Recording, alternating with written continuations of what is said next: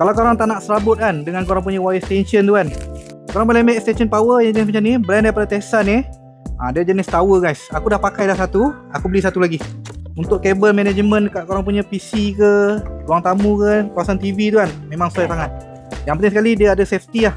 Dia ada earding kat sini. Okey, ni dia punya gambaran dia. Dia ada 2, 4, 6, 8 extension. Atas dia ada 3 USB-A. Dia ada safety switch kat sini. Lepas tu dia ada indicator LED kat sini. Ada protected kat sini dengan grounded.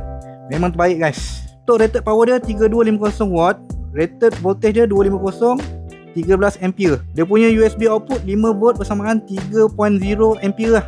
Untuk total DC output dia 15.0 watt. Dari segi dia punya kabel ni, jenis berkualiti punya.